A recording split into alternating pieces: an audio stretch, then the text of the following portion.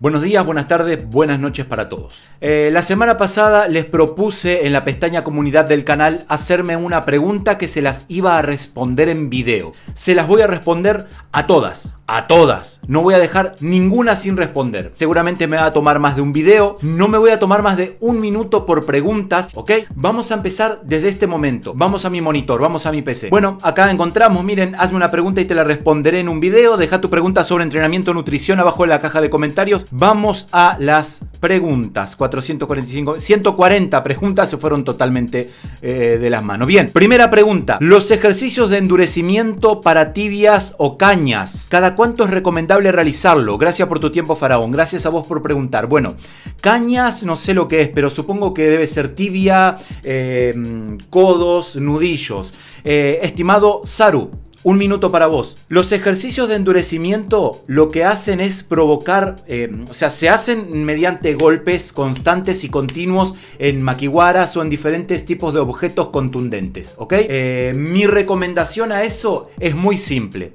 Cada vez que estás golpeando, lo que estás generando son micro roturas, micro lesiones, ya sean en los nudillos, ya sean en las tibias, ya sean en los codos. Como toda micro lesión, es una lesión. Como toda micro rotura, es una micro rotura. Por lo tanto, cuanto más tiempo le des para que se pueda reparar, mejor. ¿Qué es lo ideal en este caso? Primero, ir gradual y siempre golpear durante más tiempo, no tan fuerte. Cuando van a una maquiwara, a una tabla y dan un golpe duro, de inicio, de entrada, ya en lugar de tener una microlesión que va a generar luego una adaptación y un endurecimiento, por ende, lo que vas a hacer es una lesión, te vas a dañar, te vas a lastimar y eso provoca debilitamiento en lugar de fortalecimiento. Entonces, no busquen endurecer golpeando fuerte pocas veces, es todo lo contrario. Muchas veces 10 minutos, 20 minutos, 30, una hora si es posible, 3 horas, pero continuo, constante y sin parar, ¿ok? Una vez que terminaste, vas a notar que vas a tener una inflamación. Esa inflamación se va a dar, o bueno, en este caso como me preguntaste en la tibia, esa inflamación se va a dar, ¿por qué? Porque van a haber micro roturas, micro lesiones. Ahora hay que esperar que la inflamación se vaya. Aplícale frío. Aunque no te duela, aplícale frío, aplícale pomadas que sean desinflamantes y espera 1 o 2 días, dependiendo. En el momento en que sentís que está recuperado, ahí volvé a golpear. Antes no. Ese es mi consejo. Ese tiempo va a depender de cada persona. Hay personas que se recuperan más rápido que otras y va a depender también de la alimentación, del descanso y de cómo haya sido tu sesión. Pasamos a la siguiente pregunta. ¿Cuál es el mejor suplemento para un artista marcial? Esa la voy a responder en mi canal El Faraón Trainer, en el canal secundario. Pasamos a la siguiente pregunta. CR, no tengo con quién hacer sparring, solo hago sombra, espero no tener que pelear, pero no sé si esto afecte demasiado ni si se da una pelea. Y bueno, sí, te va a afectar, sí. Esperemos que no se te dé una pelea.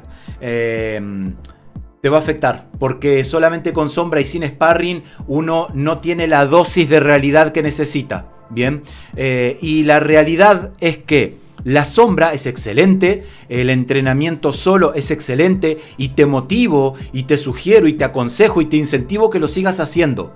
Pero en cuanto puedas hacer sparring, hay cosas que únicamente el sparring te la da. Por eso es que en una pelea real podría llegar a afectarte esto. Quizás te enfrentás con alguien que no tiene tanta experiencia y te tira ahí unos golpes medios al azar, medio a la Bartola, y vos con tu sombra estás acostumbrado, esquivás y le das uno y se terminó la pelea y ahí podés irte para tu casa tranquilo. Eso es impredecible. Ahora, si me preguntás si afecta, y sí afecta. El sparring es la dosis de realidad que todos necesitamos. Tercera pregunta. Sora Kun Shagumi, ¿qué entrenamiento recomiendas para alguien que vive en el campo? El mismo entrenamiento que para una persona que vive en ciudad. Quizás lo que me estás preguntando es que no tenés un gimnasio, no tenés un dojo, un kwon y que no tenés artefactos. Y bueno, lo que te recomiendo es entrar en internet, en YouTube, y buscar entrenamientos caseros de calistenia, con elementos caseros. Incluso te enseñan a cómo hacer pesas con cemento, con madera, con árboles, con lo que venga, con hierro, y te haces tu mini dojo natural, casero. Cuarta pregunta. ¿Cuáles son los ejercicios de calistenia, cardio o pesas que pudiera tener un mayor traspaso y utilidad a las artes marciales o algún estilo? Bueno, gato que ladra, tu pregunta es bastante genérica, ¿no? O sea, en primer lugar, la calistenia es propia de las artes marciales. La calistenia no la inventó alguien dedicado a una marca deportiva en Estados Unidos o en ninguna parte del mundo y la patentó diciendo yo creé la calistenia. La calistenia la hacían los artistas marciales y los monjes Shaolin desde épocas inmemoriales. La calistenia es el ejercicio, digamos, propio, típico. Por lo tanto, cualquier ejercicio de calistenia, obviamente, estimado amigo, de que si me decís cómo me puede ayudar una barra en las artes marciales, una barra sería dominadas. Bueno, directamente nada, pero es que directamente no te va a ayudar nada, porque en realidad directamente lo único que más te puede ayudar y te puede servir en las artes marciales es el entrenamiento de artes marciales. Ahora, la calistenia, el cardio y las pesas van a condicionar tu cuerpo para que rindas más y mejor en las artes marciales. Por lo tanto, secciones de calistenia, sesiones de cardio y sesiones de pesa, no cargues demasiado, y siempre mi recomendación es, por cada 30 minutos de pesa, 2 o 3 veces más de artes marciales. O sea, si haces pesas para tomar masa muscular, luego haz media hora de pesas, hace 1 hora o 2 horas de artes marciales para que esa masa muscular se adapte al movimiento, al golpe, a lo que tenga que hacer y que no quedes duro ni seco ni que quedes demasiado pesado. ¿Es necesario elongar antes y después de cualquier forma de entrenamiento? Bueno, sí. Ian, es aconsejable, es recomendable elongar antes y después de cualquier tipo de entrenamiento, a menos que el entrenamiento sea de elongación, a menos que el entrenamiento sea de yoga, a menos que el entrenamiento sea de pilates, que de por sí ya son técnicas de elongación, ¿me explico? Ahora, estamos hablando siempre de entrenamientos intensos, ya sea de artes marciales, de crossfit, de biciclismo, de fútbol, de rugby, de lo que sea intenso. Sí, se recomienda antes y después. Normalmente las personas tienen el hábito de elongar después únicamente por aquello de que dice que evita las agujetas. En primer lugar, elongar después no necesariamente te va a evitar las agujetas, porque las agujetas se da por la liberación de ácido araquidónico, cuando hay hipertrofia, etcétera, etcétera. Pero incluso cuando hay sesiones de elongación larga, que no hay hipertrofia, no hay adaptación, también hay dolor. Por lo tanto, el dolor, el elongar no necesariamente significa de que no te vaya a doler luego. Sin embargo, sí te va a dar mejor recuperación, más flexibilidad y va a evitar cualquier tipo de calambres porque va a liberar todos los estancamientos de ácido láctico, ácido araquidónico que tengas. La mayor parte de las personas, como decía, elongan posterior. Sin embargo, si vas a hacer un entrenamiento de alta resistencia, lo ideal sería que también elongues un poquito antes, aunque sea un 5 minutos, los músculos y los tendones y ligamentos que van a estar implicados principalmente en los movimientos. Es muy recomendable. Otra pregunta. ¿Cuáles ejercicios usar para endurecer los puños? Bueno, acá vamos a hacer una división. Endurecer puños, cuando uno dice endurecer puños, no siempre se refiere a endurecer nudillos. Hay dos maneras. Primero, cuando nosotros golpeamos en el saco, ¿da? Como un boxeador, como un artista marcial mixto, como un thai boxing, como un kickboxer sería, generalmente se colocan vendas. Vos ahí no estás endureciendo los nudillos, simplemente lo estás afirmando, pero ellos lo que están haciendo es endurecer los puños general y dando firmeza y tonicidad a la muñeca.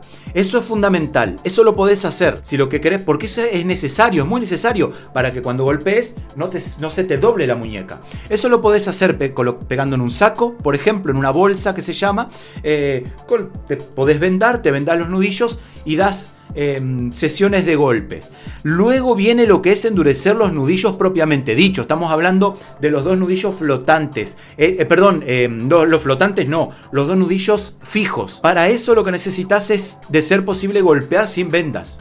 Pero ahí lo que tenemos que hacer es golpear más despacio, o sea, con menos potencia y agresividad que cuando estamos vendados con guantes.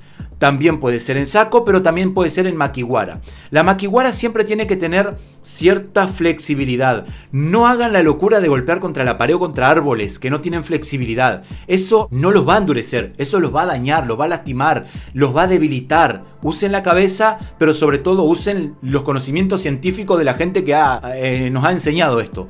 Se golpea en objetos duros, firmes, pero maneables.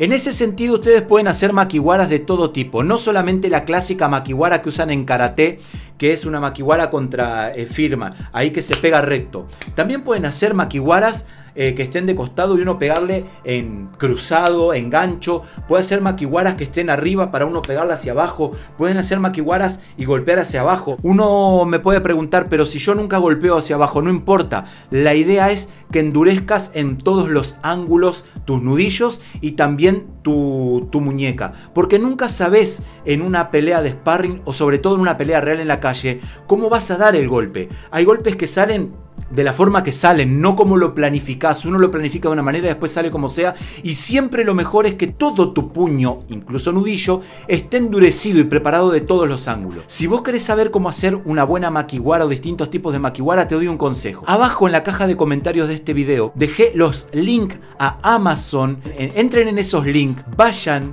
como si fueran a comprar, aunque no compren. Si compran mejor porque me tiran una monedita para mí, pero no importa esto. O sea, entren, miren, observen. Hay muñecos de madera tipo de Wing Chun, hay makiwaras, hay sacos que se colocan, amortiguados que se colocan en la pared pero que tienen cierta amortiguación. Mírenlo, estudienlo, cópienlo, háganlo artesanales. Aunque no lo compren, después si pueden lo compran, pero copien y hagan artesanal, que si lo hace una fábrica, muchos de ustedes seguramente también lo van a poder hacer.